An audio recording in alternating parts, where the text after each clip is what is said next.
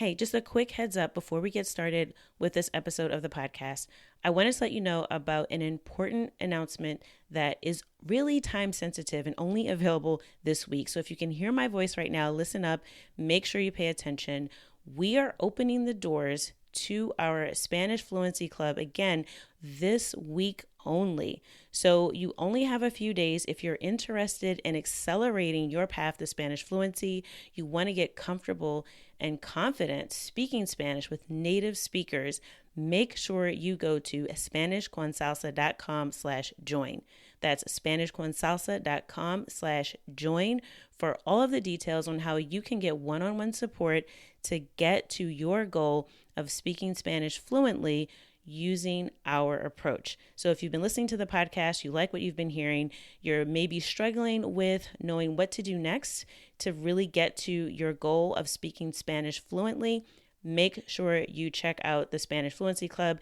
I don't have time to go into all the details right now when to get started with the episode, but I wanted to let you know before time runs out. So make sure you go to SpanishConSalsa.com/join. Okay, now let's get started with the show. Welcome to the Learn Spanish con Salsa podcast. Here is your host, certified language coach, Tamara Marín. Hola, bienvenidos al episodio 210. Welcome to episode 210 of the Learn Spanish con Salsa podcast. I am your host, Tamara Marie, and this week we are going to be sharing a very special recording with you that recently we did over the weekend here at Spanish con Salsa. We held a free workshop on the 5 steps to Spanish fluency. And for all of you who attended, thank you so much for spending part of your Saturday with me. If you did not get a chance to attend, you are in luck, because for this week only, I will be making the recording available so that you can catch the replay. So if you did not get to attend the workshop or you didn't know about it, go to SpanishConSalsa.com/free workshop. Now it will be showing that the workshop has passed. It was, like I said, this past Saturday, but you can register. And once you register, you'll get an email. And once you see that email in your inbox, just click the link to confirm, and it will send you right to the page for the replay of the workshop. Now, why should you spend time watching this session? So in the 5 steps to Spanish fluency, I really break down exactly what you need to do to develop a roadmap and a realistic plan that will actually be effective at getting you speaking Spanish with confidence in 90 days. So I encourage you to get a pen and a pad or open the notes app on your phone while you listen so that you can take down those notes and come up with your 90-day plan. And if you attended the workshop live, you know that I did open it up to you all. If you're still working on your plan, your 90-day plan, please send it over to me if you would like some feedback. I did do some live coaching in the session on Saturday. So again, thanks so much for those of you who attended live. Make sure you go to SpanishConSalsa.com/free workshop so that you can get access to the replay. It will only be available for this week, so we will be shutting that down on Sunday. So that will give you an opportunity. But I thought that in this episode of the podcast that I would actually share with you a part of that workshop. So last week's episode, we did talk a little bit about a workshop I had done in the past as well. And in this week's episode, you're going to get a special sneak preview of the workshop. Now, in this section, I'm talking about what it really takes to be consistent so that you make consistent progress. So I talk about the 5 key things that you must do on a consistent basis if you want to be fluent in Spanish. So I will be sharing that in this episode so you can listen. And again, if you want to get the full workshop, SpanishConSalsa.com/free workshop, and you'll be able to catch the replay this week only. So I hope you enjoy this sneak peek behind the scenes of the workshop. So if you hear me referring to something on the screen, then you'll know that you can also get the replay as well, and you'll be able to see the entire presentation and those 5 steps to fluency. But these 5 things that you need to do consistently are very important because I think we spend a lot of time learning the language, like listening to podcasts like this one, which I'm so grateful you're listening. But after you turn off this podcast, when it's over, what will you do next? So that's what we'll be going through. What are those 5 things that you need to spend the majority of your time when you are working with the Spanish language, what do you need to do to actually get fluent? So I hope you enjoy this excerpt from our workshop, this 5 steps to Spanish fluency. And at the end, I will be sharing a little bit more information with you if you'd like to take this a little bit further. So basically, those are the actual reasons, right? We might think it's all these other things, but the real reasons that we're not fluent in Spanish chat is because we don't have the consistency to get to fluency. So I hope that's clear. It's not all these other things. It's not you're too old. It's not that you don't have time. It's that you're not consistent. And there are really 5 C's of consistency, right? These are the things that will really help you be consistent. If you have these, it's almost impossible to fail. So the first one is clarity. So I talked about having a goal. And the thing about having a goal is that it's not just a general vague idea that I want to be fluent. It's having a clear goal to reach fluency. And for me, coaching really helped me clarify my goals and stay focused to reach them one at a time. And that's with learning languages, that's been with other things in life. Coaching, to me, I just believe in coaching as a process because we have that connection and that accountability that we need to move forward. So, having that clarity is super, super important. Also, conversation. So we've been talking about, practice speaking the language. It is so necessary to practice speaking Spanish. You can't just learn vocabulary and grammar all day in a vacuum and never use the language. And once I started speaking Spanish on a regular basis, I really noticed I started to make progress. And the picture that I have here is actually from a meetup that I would say I crashed it because I went to a meetup. It was actually for Latina businesswomen, and I'm not Latina, contrary to popular opinion. I'm from the US. But I went just to see, like, okay, I was like, maybe this will be an opportunity for me to practice speaking Spanish. And they were very kind. They welcomed me, and they did not speak to me in English. They did not speak to me in English. They're like, nope, you're here. You're hanging with us now. So it was really good because I got to talk to different people. They were all kind of from different places. And I really was able to make those connections. And it was something that was happening regularly. So the more you have this sort of as a part of your life, the better. But you need to have that conversation practice. And if you're having conversations frequently, it's really hard to not become fluent, right? Also, connection. So I talked about connecting with other people and also connecting with your sort of reason for learning Spanish, but you have to have a real connection to the language or to the culture because otherwise, other things will come up in life that are more important, and it's going to be really hard to stay consistent. So find ways to connect with the language and the culture that are unique to you. So for me, it was my obsession with Latin music and Latin dance. It really just made Spanish a natural part of my life because, almost, at one point, several times a week, I would be going out dancing. I'd be listening to the music. I'd be dancing to the music. And this picture here on the slide is actually a performance I did, student performance team, definitely not a professional dancer. But we did this at the Salsa Congress, so it's like a big salsa festival. And we performed this routine. It was like a mambo kind of salsa routine. So it was just naturally something that was a part of my life. So any way you can make a connection, to people, to the culture, it really does help you remain consistent. And then there's commitment. Sorry, that should be 4. Commitment. Finding your why and making it personal is so, so important. You have to decide that you are going to get fluent in Spanish. It has to be a non negotiable for you. So once you connect with your real reason for wanting to be fluent, and you just decide, like, listen, I'm determined that I'm going to reach my goal.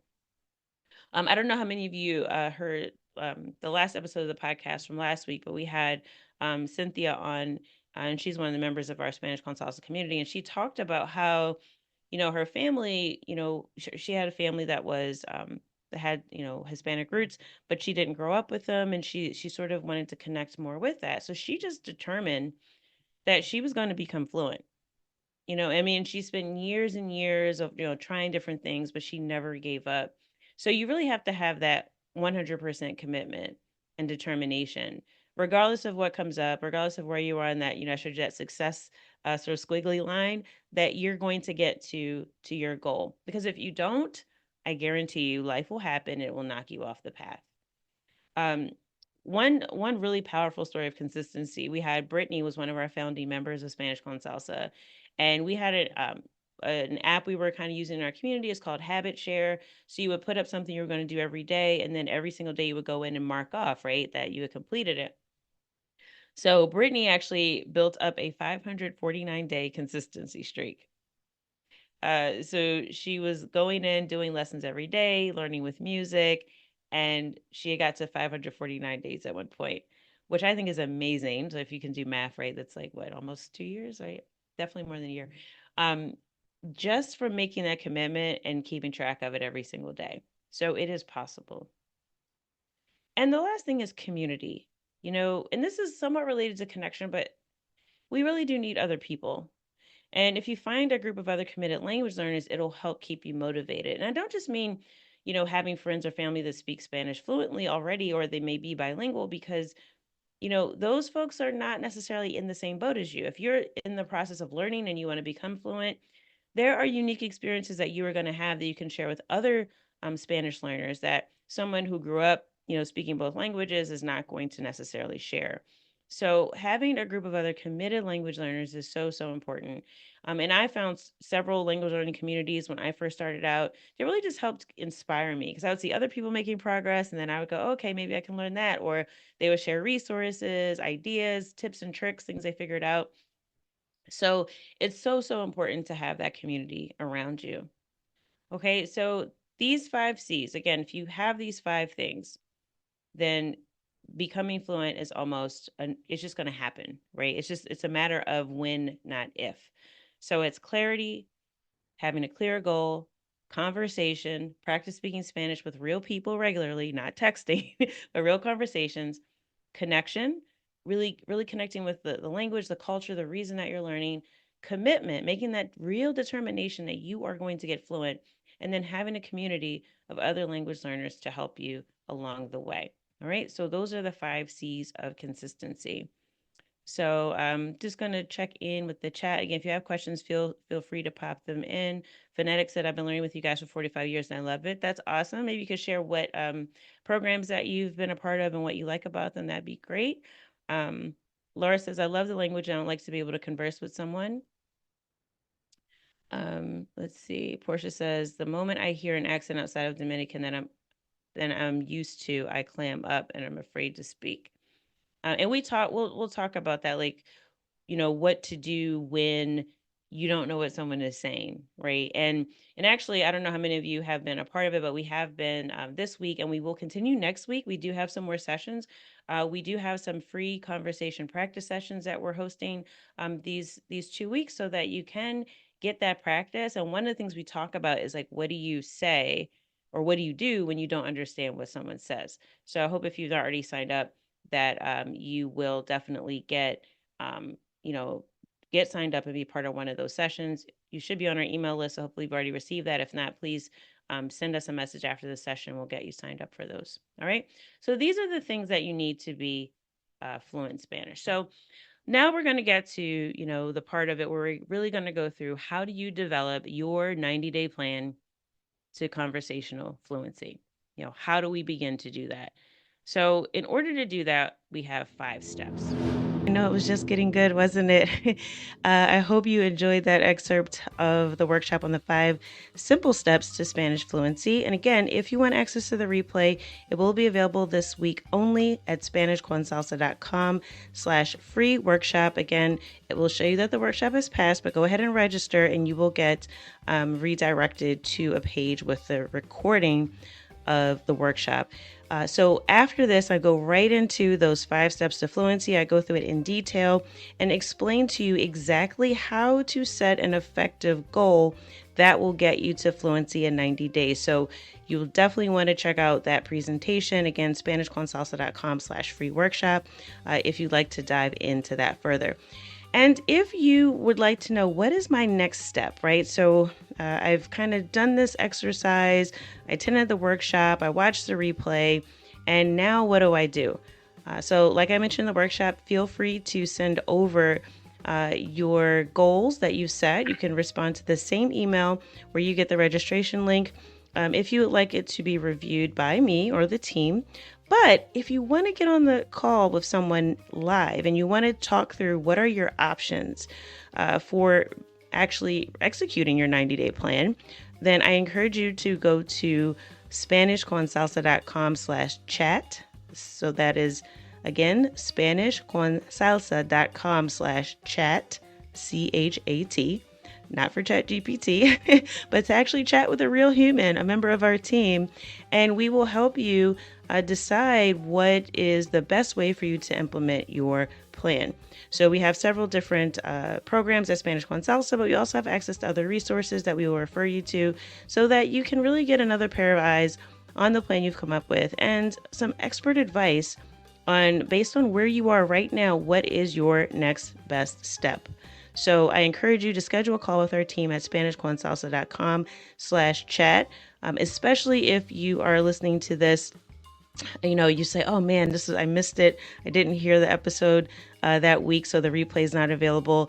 So if you're listening to this a little bit later, you will still be able to schedule a call with our team, SpanishConSalsa.com/chat.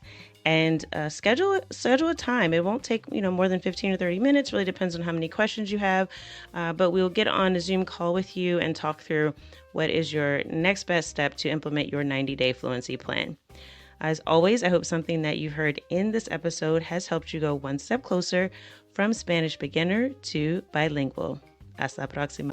Thank you for listening to the Learn Spanish con Salsa podcast at learnspanishconsalsa.com.